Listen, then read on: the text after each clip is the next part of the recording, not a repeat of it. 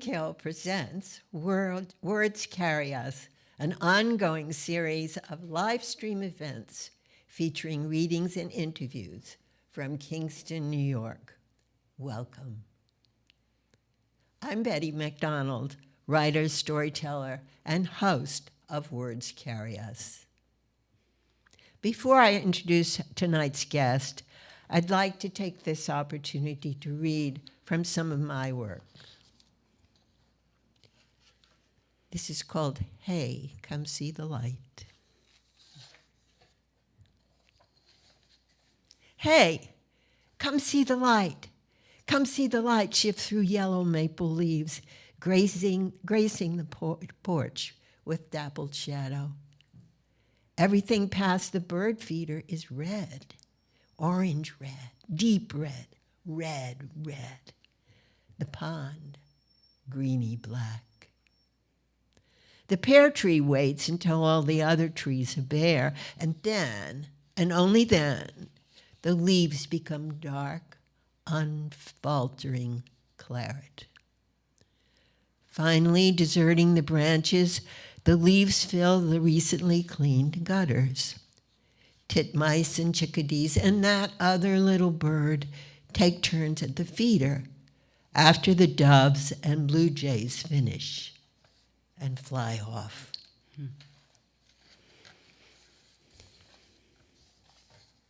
This piece is called Nickel Bridge. It's the bridge I grew up near.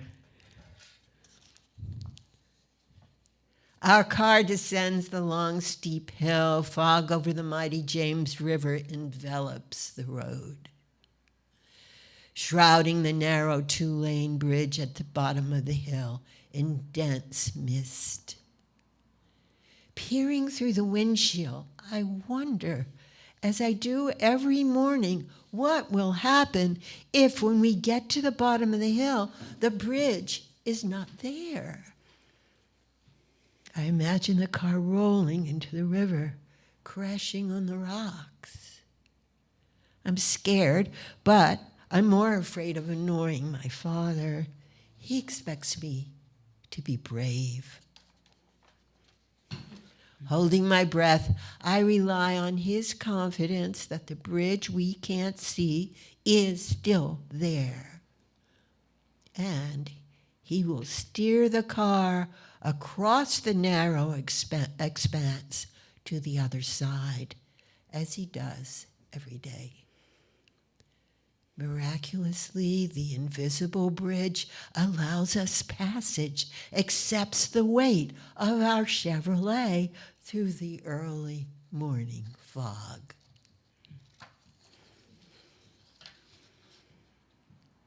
This is one to my mother, or about her, you know.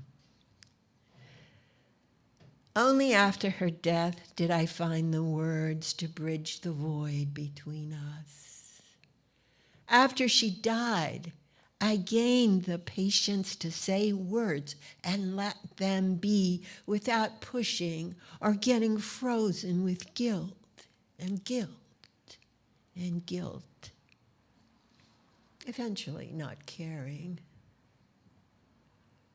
Her passing set free my pent-upness. If she had lived another 20 years until she was 99, would I have found my words? Did she have to die for me to become patient and articulate? Will I have to die for my children to be free? Will that make dying worth it?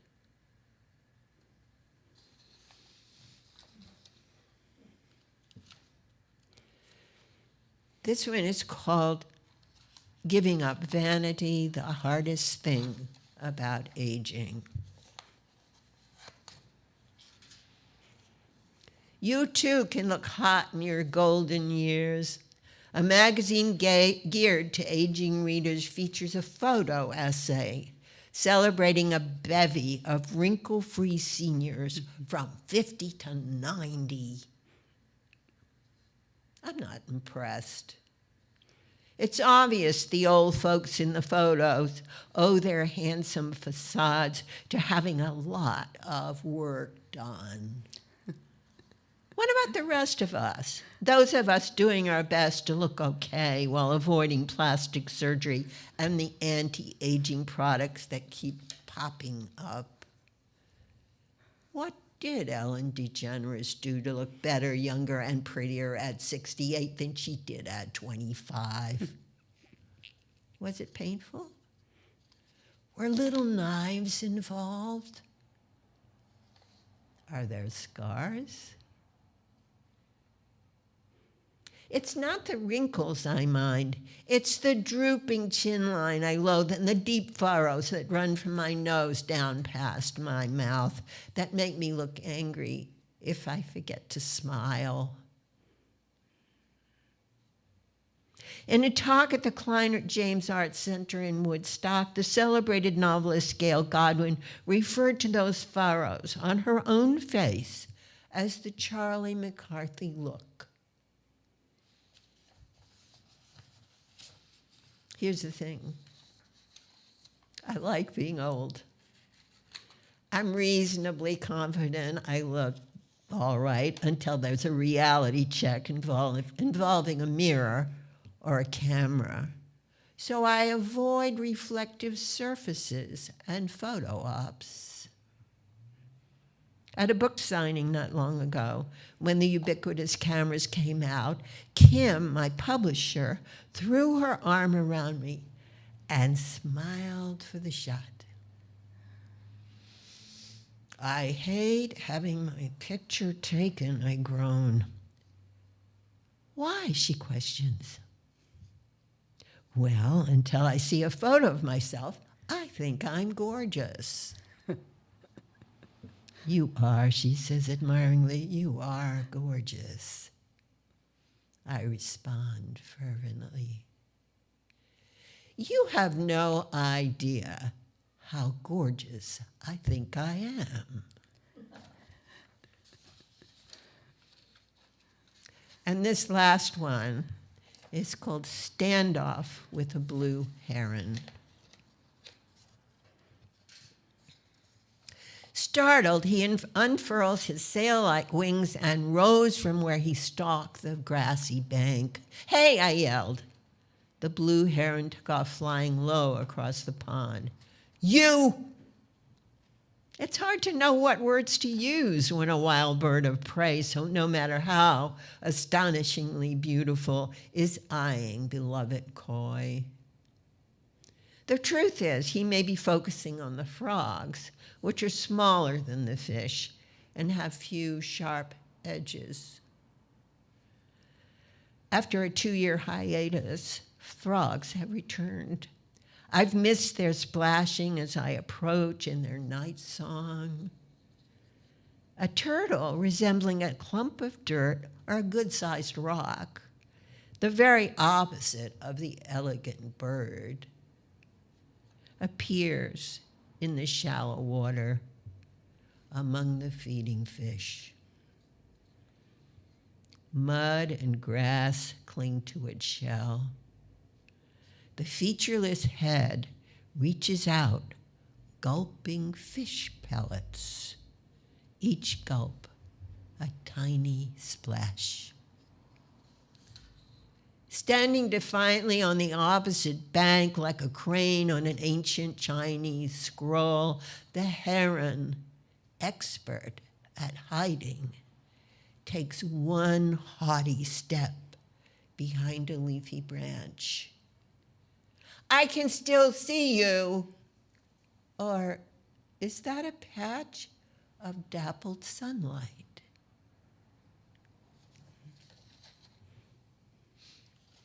Oops.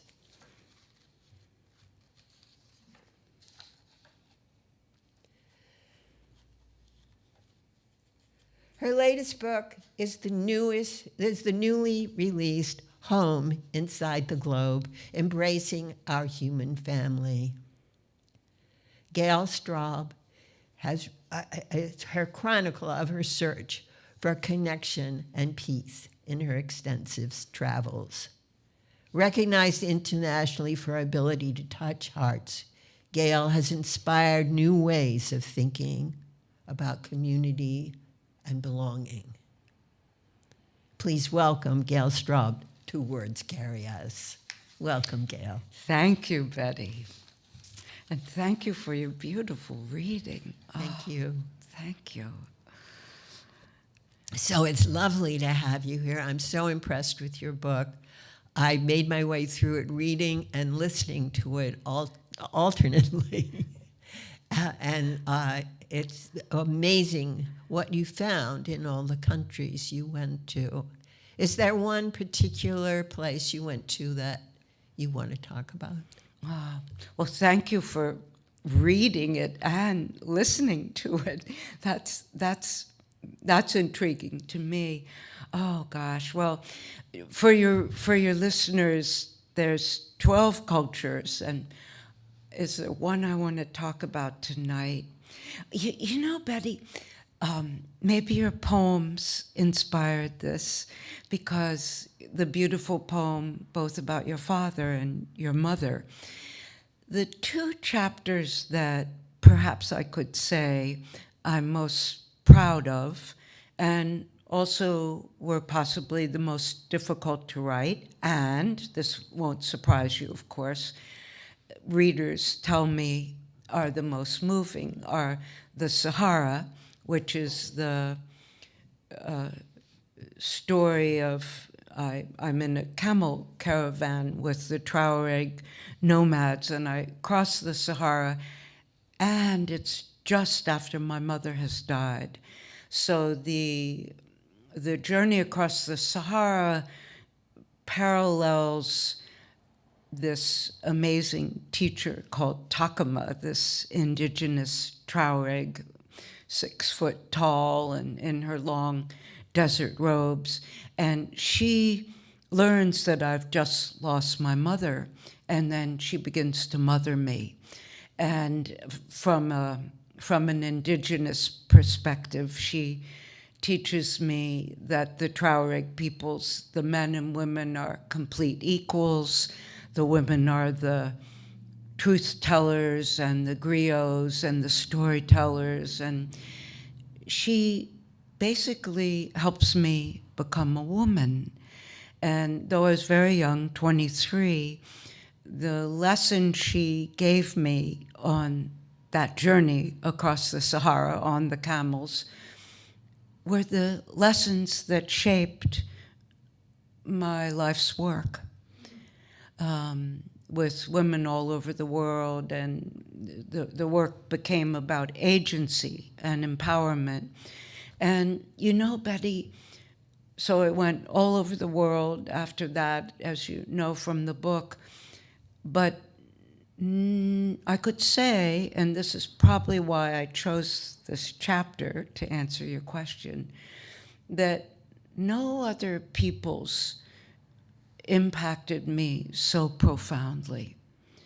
They still haunt my dreams. This is...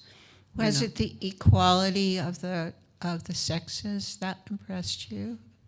It was that, and that this, I know, will feel close to your heart. Their music was extraordinary. The women sang in these high, shrill voices, and then the native indigenous instruments would echo out into the desert. And she taught me, Takama, that when they were going through periods of starvation or drought, or when they had a death, I had just had a death, it was poetry and music and storytelling that got them through the toughest of times. And that was a seed she planted in me that sprouted, and that's still true. So I think it was that men and women were equal, that the arts are the way we get through the most difficult times, like now. And also, it's a very mystical place, to state the obvious. And by the time we got it was about a month-long journey in the caravan. By the time we were about 2 weeks in, we reached a portion of the Sahara called the Great Eastern Erg. And there the veil was very, very thin. The intersection between life and death was very narrow.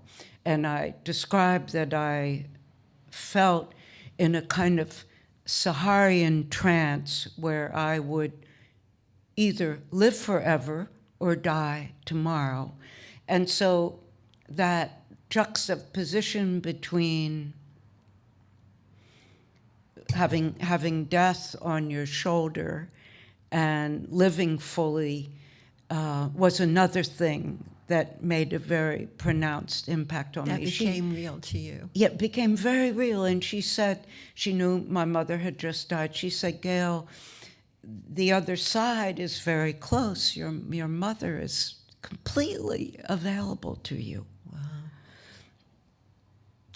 See, that's really beautiful, but I want to ask you a really mundane question. What's it like riding a camel across a desert? Well, at first you're really sore, like when you. There's a saddle. Right? Yeah, it's a saddle and it's a rocking motion. Of course, I was much younger and more limber, but after a while I got used to it. I felt like it was a little like being on a boat. It was really different than on a horse, because mostly we were going slow. It's rolling. Yeah, it's rolling, exactly. Yeah. I got used to it. So how many hours a day did you do that? I mean, did they stop and have lunch? We had to stop. The heat was too much. So in the middle of the day? Yeah, and we'd go a bit in the early morning, and then we'd stop and sit under the goatskin tarps. And that's when Takama gave her tutorials about the Traureg, when she taught me how to be a woman. And then we'd, late in the afternoon, go a bit more, and then that was enough. Were there other outsiders there besides you? I was the only one in this caravan. I had been in the Peace Corps, and it wasn't unheard of. Other Peace Corps volunteers did this, but this particular little group of rascals, I was the only foreigner. But they were incredibly kind and gracious to me. What'd you eat? I always want to know the really everyday questions. I don't remember much about the food. Beans, a lot of bread, a lot of dates. When we would come to the oases, that was sublime, because there were lemons and dates and figs and oranges. Oh, fresh things. Fresh things. Yeah. A lot of rice, dried fish, and maybe some dried meat as well. At that point, you're glad to see anything, probably. We didn't eat a lot. Yeah. Yeah. They were very extremely tall, mostly over 6 foot, and incredibly striking and haunting. And I felt very honored to be with them. I can imagine. And you got to there through the Peace Corps. That's how you hooked up with them. Well, I was in the Peace Corps, and then where were you stationed? I was in Mali, and then I went to Timbuktu. I was a teacher doing a holiday, and it was in Timbuktu that I met a gentleman, Berbekir, who said, I saw the Traureg for the first time in Marrakesh when I was quite young, 21. And then I saw them the second time in Timbuktu. And this gentleman said, I said to him, it might sound strange, but I feel very at home with your people, very drawn to your people. I'm obviously a young Caucasian woman. He said to me, if you want to understand my people, you must cross the Sahara with them. And I can arrange that for you. And so he did. Wow. That was before my mother died, but my father, I went home for her funeral, and my father gave me his blessing to go ahead. So he liked having you be adventurous. He did. And I think also, Betty, he knew if I stayed home, my brother and sister were both married and out of the house, I'd just be rattling around the house because I didn't have a job then. And he knew I wanted to do this. So he, I think, wisely sent me back. So were your parents outgoing, taking risks kind of people? Or they just raised you to do it? That's to me, a very intriguing question. Oh. Truly, because I dedicated the book to my parents and to my husband of 44 years. But my parents didn't travel. And we lived in Wilmington, Delaware. My father was a school teacher. Both my parents had full-time jobs. I had to get a job pretty early on at 14. But I had this inexplicable magnetism to people who were different. And it came through the American Field Service students that would come to our school. And they were Indian and Jamaican and African and, Italian. And they would be at my school, and my parents would invite them over for dinner. And that was my first door to this knowing that the world was a very big place, and that I wanted to know that world. And then around 16, I tell my parents, Mom and Dad, I absolutely have to go on this American Field Service thing.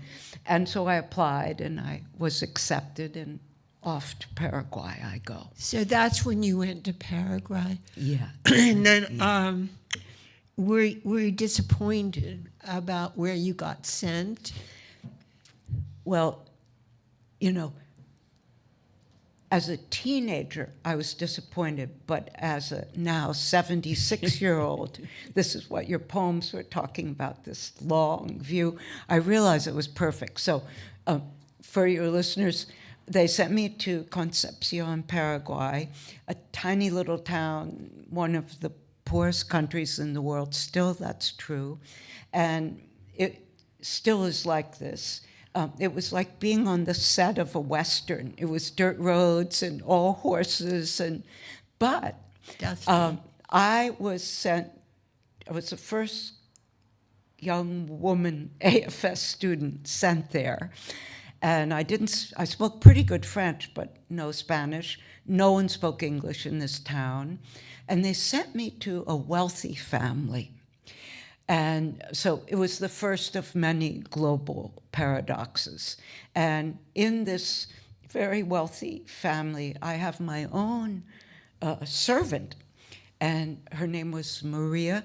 She was only a little bit older than me. And she and I became comrades. She was my first teacher, Betty.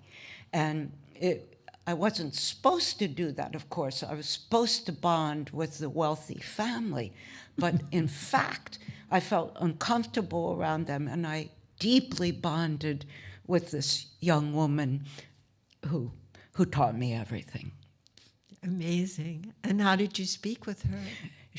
It was very funny because she became my Spanish teacher, and with the senor and senora, I felt very awkward, and it's like any of us who grown-ups learn to speak a language, Yeah. we feel all of a sudden like infants.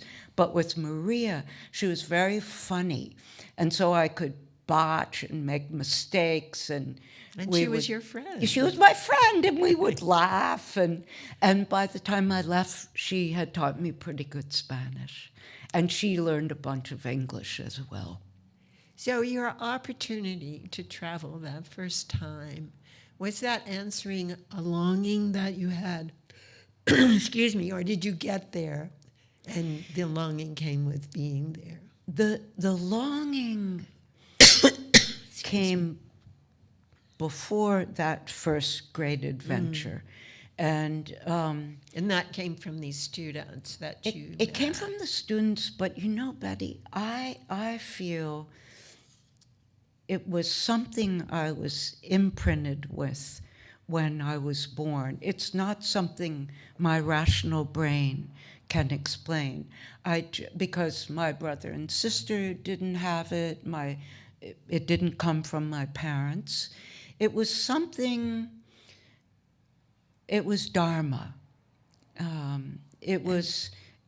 Later when I read the prologue, I'll articulate this a little bit, but my calling, what I was meant to do, I feel when in this life, was to go out and experience people and places and values and cultures that were different so that I could become whole. So that which was different made me a whole person. And somehow I knew that instinctively. So these travels and learning about people in other countries and what they were having to put up with, was that the impetus for starting the Imagine Institute and the Empowerment Institute? Both yes and no. Before I founded with my husband David in 1981 the Empowerment Institute, but before that, I already had 2 years in the Peace Corps and the crossing the Sahara, and also I had lived in Paris for a year and gone down to Marrakesh and had all that. So I already had the bug, you could say. The bug had got me. The bug to travel. The bug had got me. But when we started the Empowerment Institute, this is why your question, I think, is intriguing. We had no idea that this work, we thought if we were lucky, it would help people here in the United States and perhaps in Europe.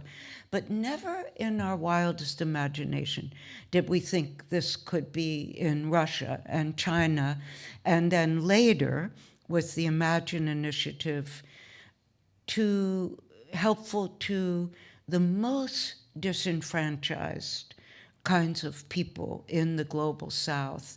Women forced into marriage at 10, women in refugee camps, it was mostly women we were working with in the ghettos in Nairobi and so forth. So and when so you on. say working with these underprivileged women, what did you do?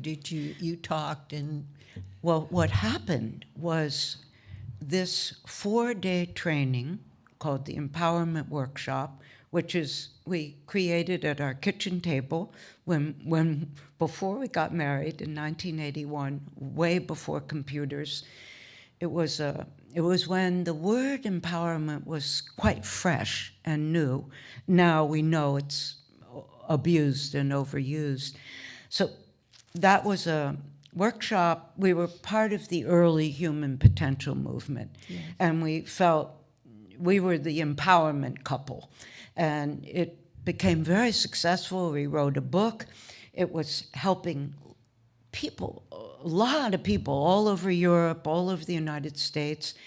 But then colleague who had taken the work in Boston was working with Joanna and Fran Macy over in Russia during the height of the Cold War.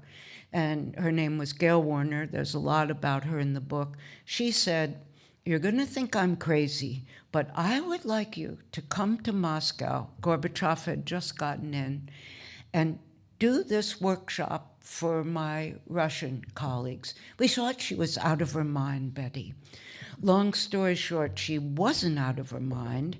We went there and we worked with, this was during the era of Gorbachev, 89 through about 1993. And we worked with hundreds and hundreds of Russians, and we taught them to do the work. We couldn't speak Russian, of course. And the work is? The work was this 4-day workshop, which I'm going to put it in a very simple sense. So the same 4-day workshop we were giving to people in Europe and the United States was the exact same experience that we gave in Moscow and later in India and in the Middle East and Africa. So what's extraordinary is that, of course, it had to be translated into the right language. For the non-literate, it was translated into images, pictures. But what we learned was, this is an important point, what empowers you and me, so a sense of being able to fulfill our dreams, to know that we have a purpose in life. To have dreams. Yes, exactly. Everyone wants that, Betty, whether they're born into privileged circumstances or very difficult circumstances. And we learned in the Imagine years, so that was about 2010 all the way through 2020 in the book anyway, that we're extraordinarily similar in the deepest as human beings. We're extraordinarily similar. We want good things for our family. We want to dream. We want to, in some ways, contribute to our communities. And that's true whether you're born into a brothel or born in Wilmington, Delaware, like me. Yes. Absolutely. So you've been to a lot of countries where you've met people who were struggling and needed to be empowered. And how did you seek them out? And what did you do? And what happened was we held a certification program here in the Hudson Valley in Rhinebeck. And that's where we certified other trainers to do the work. Our philosophy was to give this work away as fast as possible. Yes. And those were what we called the early adopters. So they were the heads of non-governmental organizations, incredibly pioneering, courageous people from India and Africa and the Middle East. And so we certified them. And then they were the ones who said, we would like to certify our populations. Obviously, we couldn't do that. Many of them were non-literate or speaking in Hindi or Swahili or Arabic. And so I then created a further certification where they could then teach the women in their communities to do the work. So one of the things I feel most proud about is that we've given away the work, but we've given it in a very, the standards are very high for the certification, and that means that the delivery of the empowerment methodology is very careful and very good. It's amazing.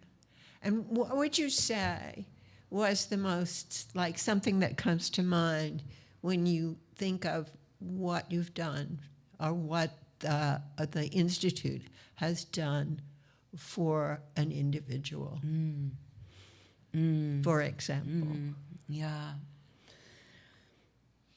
You know, oh, it's such a good question, Betty. And now I have all these amazing people running through my imagination, and I'm thinking, okay, I want to choose Choose one. one.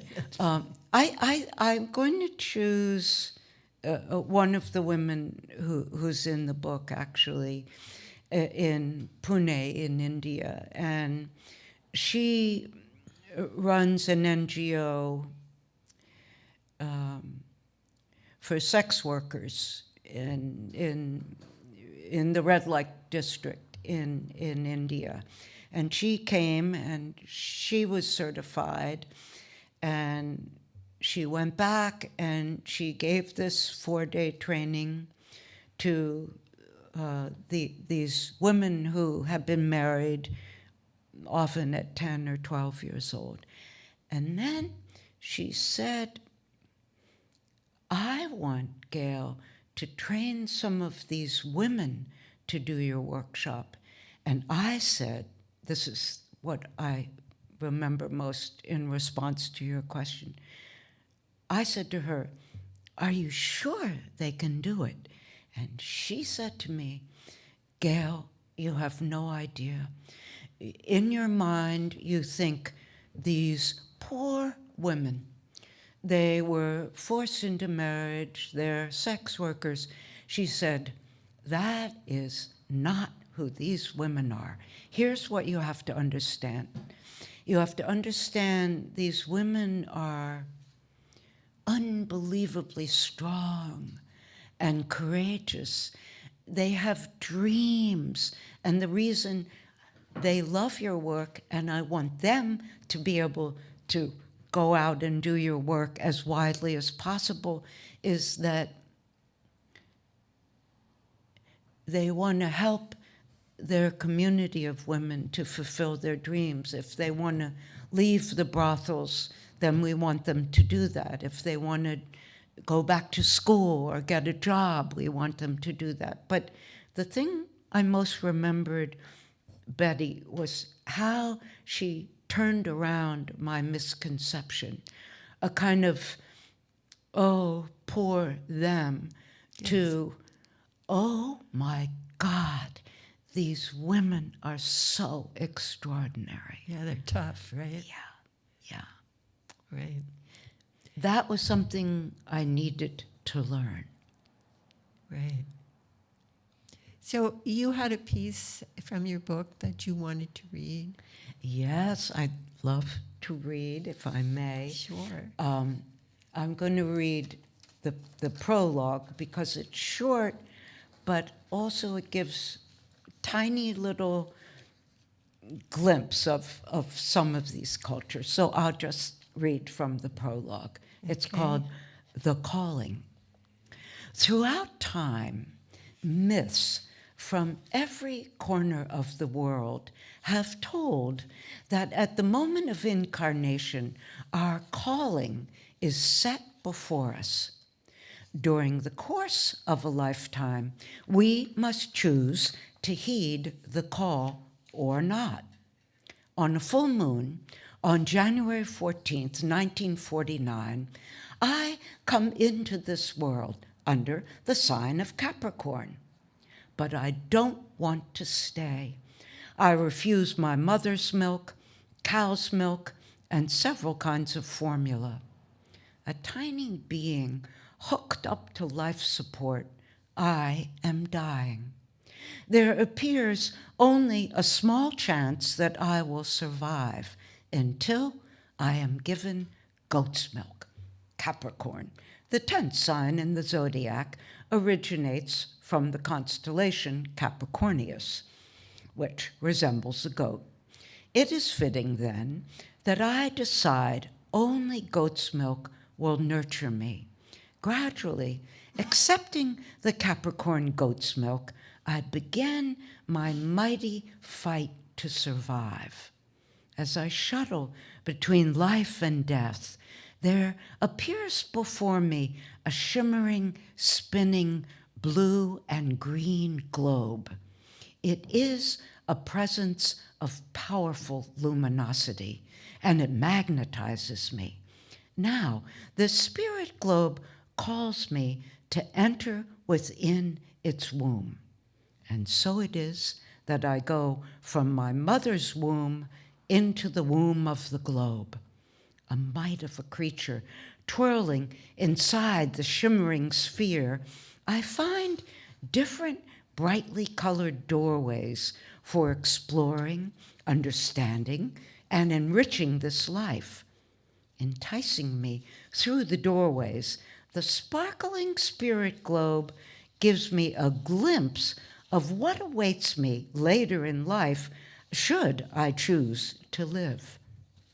Through an indigo blue doorway, it's nighttime in the Sahara, where I lie cradled by sand dunes under an avalanche of stars, flooding the great desert with celestial light.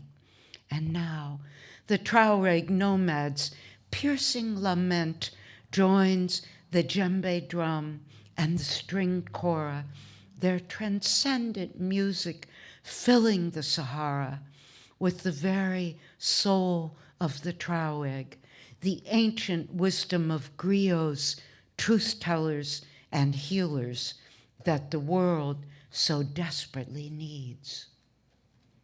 A royal purple entrance finds me in a small Balinese village where, in an open-air theater, the fantastical giant barong creature with bulging red lips and a wide, sweeping tail parades among us.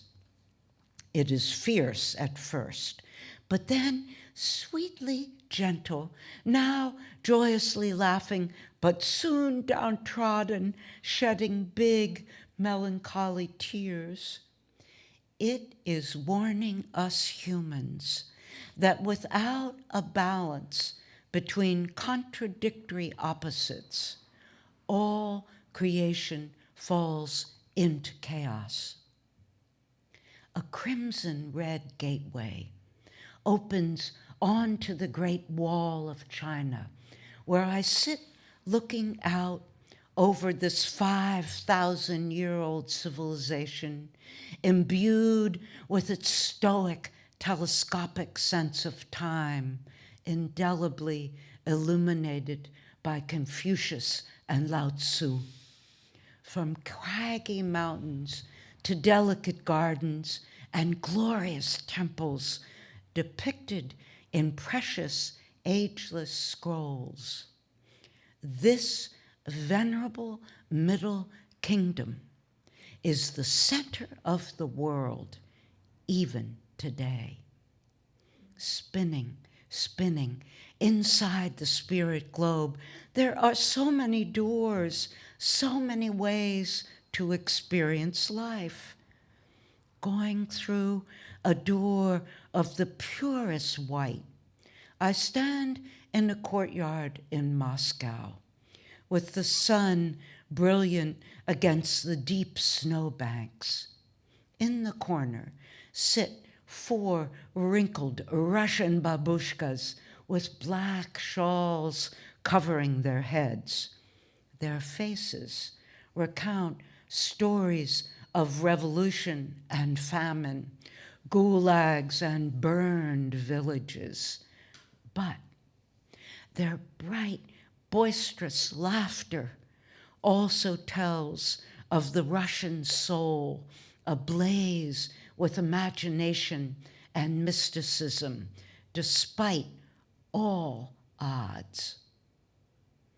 A fiery orange entryway finds me in South India, sitting in an open-air amphitheater with the night illumined by bonfires, as the Hindu myth of creation, preservation, and destruction. Even today, eliminated by bonfires as the gods Brahma, Vishnu, and Shiva perform their ancient Hindu myths of creation, preservation, and destruction. Even today, the story of India reinventing itself once again, creating the new as it destroys the old, demonstrates how chaos and contradiction lead to transformation.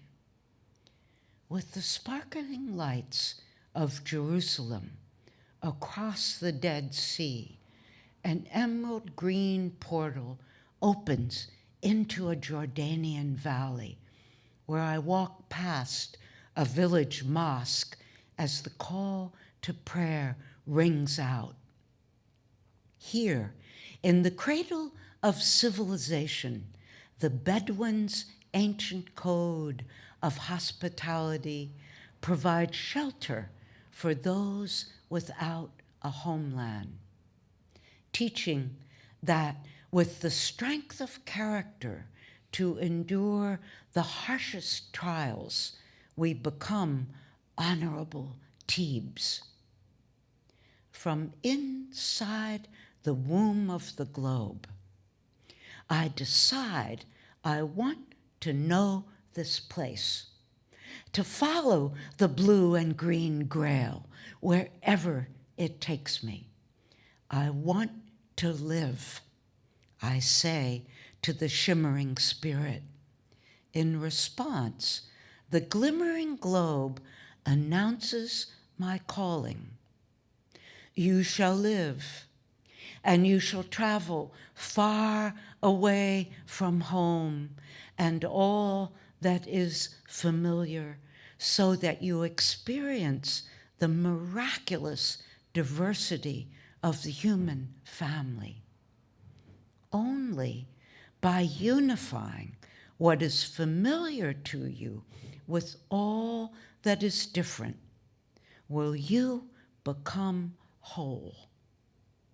You will learn this for yourself, but also so that you can teach it to the world. For the world, too, can only complete itself by finding unity within its diversity. With those words, the spirit globe departs as I begin my life on this earth. But I will remain in the womb of the globe for my entire life, journeying through its many portals as I become whole. This is the story of how I followed my calling. This is my love letter to the world. Beautiful, really beautiful. Thank you. It sort of encompasses the whole story. It's very beautiful. Yes. Poetry, really. And what are you working on now? Well, I'm working on a small book, kind of a little, this was a very hard book to write. I can imagine. It took about 8 years. So I took on a small project before another big one, and it's called, just a series of essays, and it's called Odysseys, Leaving Home, Gaining Knowledge, and Returning Home. And then I have a bigger project in my head, but I was old enough to know I wanted a kind of a book that wasn't so hard. Yes, I can imagine. I can imagine. Well, it's been an absolute pleasure to speak with you and an honor to have you on Words Carry Us. Thank you, Betty. You're such a marvelous interviewer, and I felt so at home with you. Thank you so much. Thank you, Gail. It's been a pleasure. Tonight's guest on Words Carry Us from Greenkill has been author Gail Straub. The work of Nancy Catandela and Carol Levine will be on exhibit until Saturday, October 25th at Greenkill. Greenkill Gallery exhibition hours are Saturday and Sunday, 1 to 6 p.m. For more information about exhibitions as well as live stream and live audience events, or to schedule a special appointment, please call 347-689-2323 or reach us through email at 229greenkill@greenkill.org. Located at 229 Greenkill Avenue in Kingston, New York, Greenkill is a public arts, performance education, and gallery space. As always, we're grateful to David Shell, who organizes, directs, and makes things happen here at Greenkill. Our thanks go to Shirley Hoffman Warren, who composed and performed our musical theme, assisted by recording engineer Jason Warren. Many thanks to you for tuning in, watching us on YouTube, and our special thanks tonight go to our in-studio audience. Again, our guest tonight at Words Carry Us live stream from Greenkill has been Gail Straub. I hope you've enjoyed Words Carry Us tonight for October the 3rd, 2025. Greenkill out.